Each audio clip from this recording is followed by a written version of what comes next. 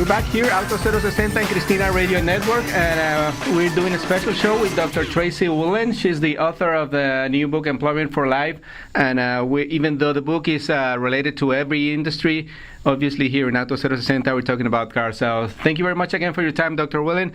And before I forget, can you tell our audience where can they look first for your book and then more about all the things that you do? Oh, sure. Thank you, Javier. The new book is called Employed for Life, 21st Century Career Trends. It'll be out in January 2004. And you can come to my website, which is TraceyWilen.com, TraceyWilen.com. My Twitter is @TraceyWilen, or my Facebook is Dr. Tracey Wilen, and it will be on Amazon.com. Thank you very much. Oh, excellent. So we're talking about new trends in employment, and we have seen a huge change in General Motors when they just named Mary Barra as the new CEO of the company, which is the number one car manufacturer in the world. Actually, they sell more cars than anybody else around the world, and they have named her. She's been in the company for over 30 years, and it's a great story, I think. I mean, you probably know more about her than me, but she's been there for 30 years, and she started as an intern, so which is a great story, right? Oh, it is a great story, and she actually comes from a family of automakers, and she really went through all the ranks of the automotive industry. So it is an example of someone who stayed in a firm for in an industry and really had incredible success. And I'm particularly excited because I know how hard the auto industry has been for women, and I think this is the first example of how we're going to see increased movement for women in this industry. So it's quite exciting. Yeah, and it's exciting in many different ways, because as we were talking in the previous segment about the experience at the dealership, which is the first contact that most people have with a car manufacturer, and maybe her ways of dealing with people will help change that too, right? I mean, she spent a lot of time not only in engineering, in sales and all that, but also in human resources. So I think that's probably going to be a huge asset for General Motors to benefit. Yes, you're bringing up some very good points, because actually women control 85% of the purse strings for purchases. And so when I was at the dealer, I met a salesperson who said, you always need the husband and the wife, or the male and the female, together when they buy the car, and I'll tell you why. The husband can't buy the car unless the woman says yes. But the woman won't buy the car unless the husband takes on the negotiation with the dealer. And so, my sense is when you have someone of her caliber and background in the driver's seat, so to speak, I think she'll be able to bring those two together so that anyone can buy a car and also be able to negotiate for a car. And one of the examples I see coming out of GM is they actually are doing a lot of online interface with people to make the car buying process a little more human and easy. So I'm very optimistic about it. Yeah, and speaking about the whole industry, which is obviously male-driven, and she's been in the company for a long time, what will be your advice to young women who see her now, hopefully really like a role model? I mean, what will be obviously hard work, but what other skills are needed in young female students who are looking to get into a high position in these huge companies? Absolutely, and I think the opportunity for women, particularly in the automotive industry, is huge because, as you mentioned, there's so few. I looked at Mary Barra's background. I always look at the backgrounds of people who move into executive positions, and I see that she has a strong engineering background, which is no surprise to me because of the number of openings that are in engineering and also in auto engineering. So I would encourage young people to look at computer science and engineering, but also look at the blend of people skills and problem solving. And I think this is where women really excel. In my research on women, we found that women who can combine a lot of the technical skills with the business skills of problem solving, people skills, being able to collaborate and establish relationships are actually excelling, because that's how business is done. People are through other people, not a mechanical transaction anymore.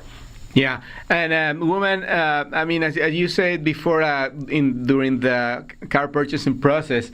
I mean, for some women, like it's kind of scary to negotiate numbers and finance terms and all those things. But that's something that really has to be, that barrier has to be broken, right? I mean, and young women have to look at as is like a more ample field of expertise to really succeed nowadays in any field. Well, in my research, what I found is that women, actually, 85% of the women I interviewed felt that women excelled in business negotiations and complex negotiations, and that you actually do want to have women in there at the business table negotiating. What women don't particularly care for doing is negotiating for themselves. Oh, okay. In terms of salary or personal items or promotion.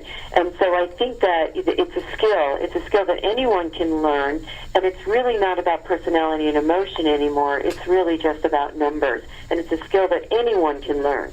Yeah.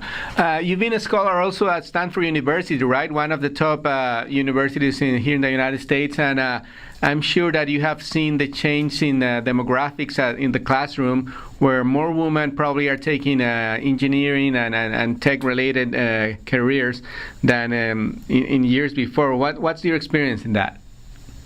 Well, what I see in the engineering schools is unfortunately still not enough women. There's more today than yesterday, but there certainly could be an increase of women in technology. I do see a lot of people from outside of the United States in the classrooms as well. Over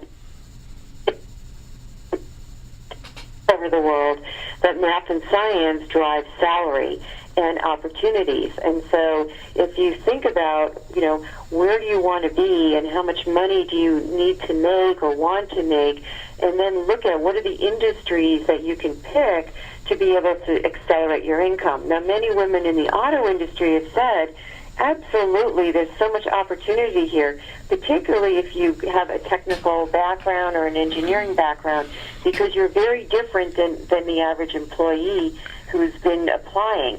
And so there's more job opportunities for you. So I think it's just, what are you good at, what do you like to do, but also combine it in a practical way of where are the jobs and where are the salaries. Yeah, and obviously there's a lot of resources before you pick where you're going to go to school for, right? I mean, like all the universities have these offices where they really direct you and like help you to pick exactly what's good for you. How did that process go, and what's your recommendation for young students? Absolutely. There's a few ways of students. Number one, if you're looking for a college, I would start in high school. And I would look at colleges as if it was interviewing colleges for your business. You want to make the right choice. College is very expensive, and you want to make sure that you make the right choice, but at the same time, you need to think about your career in the future and start to connect the dots. Don't waste time in college. Think about what courses will have the biggest impact. What groups can you join that will give you skills that you can use in the workforce, such as team building skills, leadership skills, technical skills, people skills, problem solving skills. This is all part of, creating useful time with your college degree to think and learn, but also so that you can have an outcome. Yeah. Practical outcome in your career. Yeah, and for parents, what's the recommendation in terms of when should they start like looking into these things and like to identify what are the topics that their children are interested in? How early can they start identifying these kind of things and help them to move ahead? Oh my goodness, there are some parents who start very young with their kids. And I would encourage the parents, as you can, expose your children to many opportunities so that you can just start to assess their skills. What are they good at? What do they like? Or do they have a strength? Is it sports? Is it music? Is it art? Is it math? Is it language? Is it reading? Is it writing? Because then you can start to observe your child and help give them guidance or give them direction as they go into school. By the time you're in high school, you really should be thinking about college, if that's your direction, or if it's not your direction, what direction do you want to take?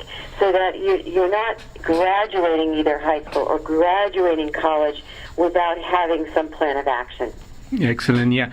We're talking again with Dr. Tracey Wilen, the author of Employed for Life, a book that is coming out just now, and you can find it in Amazon.com and all the different ways. And so, Dr. Wilen, we started talking about Mary Barra at GM. Do you see that trend? I mean, we only have like 1 minute, so let's try to address this. Do you see this trend being copied or followed by the other car manufacturers? Ford, it's supposed to replace Alan Mulally soon. So do you see a trend there maybe that is going to try to imitate that? Oh, I think that competition drives opportunity, and this is an opportunity for women, and all of the auto manufacturers have women in executive role who I'm sure many are viable, positions for the next CEO of a company. So yes, I think we'll see more of this trend. That's great. So don't go away. We're going to come back for the last segment of this special show, our first show in 2014 with Dr. Tracey Wilen. And we're going to talk about mobility, like the new apps, like the new things that are going into the car, especially with smartphones and all that. So don't go away. This is Auto 060. I'm Javier Mota, and we'll be back with Dr. Tracey Wilen.